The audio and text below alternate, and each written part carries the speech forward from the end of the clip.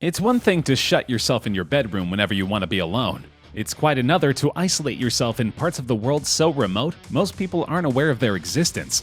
Let's learn about the 5 most remote locations on Earth for the next time you truly want to get away.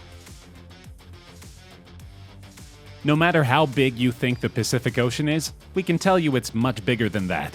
It's so huge, in fact, that it can house an island like Palmerston, which is surrounded by thousands of miles of water and literally nothing else. Palmerston is a small atoll near nothing. The nearest bit of land, inhabited or otherwise, is the island of Rarotonga. That's a cool 500 kilometers or 310 miles away. After that, you got a ways to go before hitting any other land. Palmerston is over 4,000 miles away from Australia and over 2,500 miles away from Hawaii. If you are on this island, you are well and truly separated from the world. You're also not likely to make it to this island except by accident. Planes cannot reach it due to the height of the atoll's reef. It's too remote for a helicopter to fly to, and very few boats can make it there because the height of the island makes it invisible until you're just a couple miles away. And chances are, if you're that close, you're in big trouble. The waters around Palmerston Island are relentlessly rough. Countless boats have shipwrecked on this island over the years, and that's not likely to change anytime soon. And yet, people live here. During a visit from a BBC journalist in 2013, we learned that 62 people live on Palmerston Island. All but 3 of them are related. How is that possible? Well, they're all descended from a man named William Marsters, a British explorer who 150 years ago became the first man to live on Palmerston Island. He moved his wife there before apparently realizing he was now in charge of a place too remote for outside authorities, so he could do whatever he wanted. So he also married his wife's 3 cousins and had multiple children with all of them. Virtually everybody on this tiny little island is descended from that one big happy family. Yes, that means virtually everybody there is someone else's cousin. It also unfortunately means children born on this island are likely the result of close inbreeding. If you're wondering why the population remains so low, that's one reason why. The other reason is that living on this island can be extremely difficult. There are only a few buildings. Supply ships only come by a couple times a month at most. Everybody shares 2 toilets. The internet only comes in for a couple hours a week. And most people don't get cell reception at all. Anything the island does not provide, like a dentist, you need to take a treacherous days-long journey to Rarotonga. If nobody on Rarotonga is planning to sail back anytime soon, you might be waiting there for months before getting the chance to return home. Chances are you'll decide to just stay in Rarotonga at that point. It's probably better that way. Were you aware there's a small village tucked deep within the Grand Canyon? And we do mean deep. Supai Village has been officially designated by the U.S. Department of Agriculture as the most remote settlement in the continental United States. How remote? For starters, there's no road to the village. The nearest road ends about 8 miles before the settlement begins. If you want to go any further, you'll likely have to walk there. If you're lucky, you might be able to travel there via horseback or mule. If you're wealthy enough, a helicopter might bring you there. But no matter who you are, driving there is out of the question. This includes official business. Like every other town or settlement, Supai Village gets mail deliveries. But since mail trucks can't exactly make it there, all mail deliveries come to Supai via mule. Yes, just like in the olden days, a little pack mule will amble over to Supai and deliver the mail.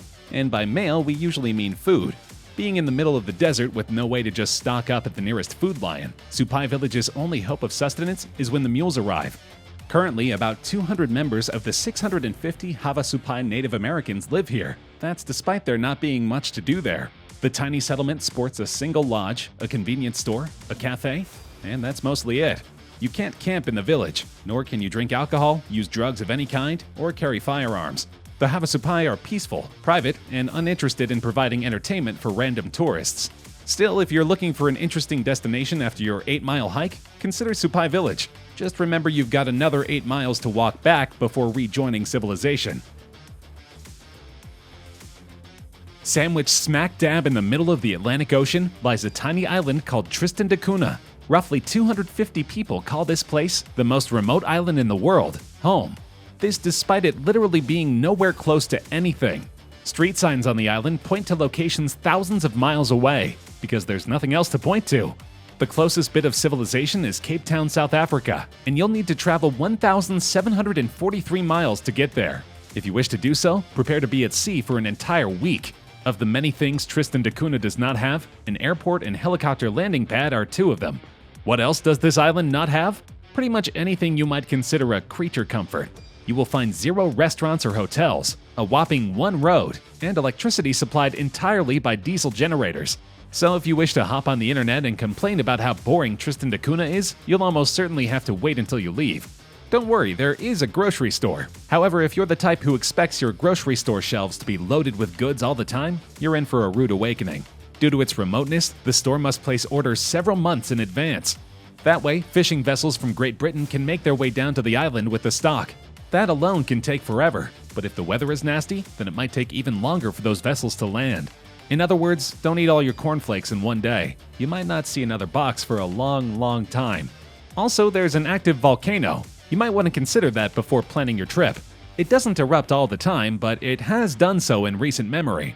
In 1961, a mountain blew its top and sent everyone on the island scurrying to England to wait it out. It took over 2 years for geologists to be able to get to the island and declare it fit for living once again. Of course, if having no restaurants or Wi-Fi and the constant threat of fiery lava death isn't your idea of living, you've probably already decided to visit England instead. We can't say we blame you. The tiny town of Utqiagvik is among the most fascinating settlements in the United States. It's also one of the coldest, darkest, and most disorienting. Located at the northern tip of Alaska, just 300 miles from the Arctic Circle, Utqiagvik is the northernmost inhabited area in the entire United States. As a result, it's freezing cold there even for Alaskan standards. From early October to late May, the average temperature stays below freezing. During the winter months, temperatures can dip down to a dangerous -35 degrees. At that point, just a few minutes outside can trigger frostbite. But that's nothing compared to the single most fascinating part of Utqiagvik. It's polar night. Between late November and late January, the sun does not rise above the Alaskan horizon. It simply sets one night and does not rise for another 65 days. Even for the hardened locals, living in 2 months of near total blackness can be psychologically damaging. Depression and even suicides are tragically common during these polar nights. On the other hand, the sun does not dip below the horizon for around 80 days starting in mid-May. That too can be jarring, as without the promise of a day and night, people get dreadfully confused. It's not unheard of for locals to call the police department simply to ask what day it is. If you're wondering why the locals don't just move somewhere else, it's largely because they can't. There are no roads around this town at all, and the only way to get in or out is by airplane. Unless you can afford a ticket whenever you want, you're likely stuck in Utqiagvik once you're there. If that happens, you would best save your money. Virtually all food has to be imported from far away and delivered by plane. As a result, the prices of everything are, to use a scientific term, cray-cray. Bottles of juice can cost up to $10, boxes of cereal can run $7 or $8 a pop, and one local restaurant charges well over $20 for a plate of wings. All of this, of course, presumes the food survives long enough to make it on the shelf. In some cases, the freezing temperatures destroy the food on the way to the store. The store owner then has to eat that cost, in the convenient form of making the edible food even more expensive. Only go to La Rinconada if you absolutely want to. It's not a tourist destination by any stretch of the imagination. This town sits 5,100 meters, or 3.2 miles above sea level, making it the highest permanent settlement on Earth. But it is not a peaceful exotic mountain getaway. Rather, it is a gold miner's dream, due to the continuous prospect of gold in the surrounding mountains. Or rather, it's a gold mining corporation's dream. The workers probably like it far less. Currently, the mine is owned by Corporación Ananea, who hires out subcontractors to get miners into the mines. These subcontractors do so by luring people in with the following promise. You mine for 30 days without pay. Then, on day 31, you can take home as much raw ore as you can carry. The problem here is twofold. For starters, there's no way to know whether or not that ore contains gold until you open it up, and you're not allowed to do that until you get home. If your ore contains gold, then congratulations. If not, then you've just worked an entire month for free and there's nothing you can do about it. Secondly, you might not even get any ore to take home. Many a worker has described the situation where they go back to the mines on day 31 to collect what they've mined, only to find it all gone. That result is far more likely than bringing home a bunch of gold to your extended family. Since this town exists essentially to mine for gold and nothing else, little things like cleanliness quickly get pushed to the wayside. La Rinconada has no garbage collection or sewage system, and is thus absolutely drowning in filth. Overflowing bags of garbage fill the streets, human waste builds up, and nobody does anything about it.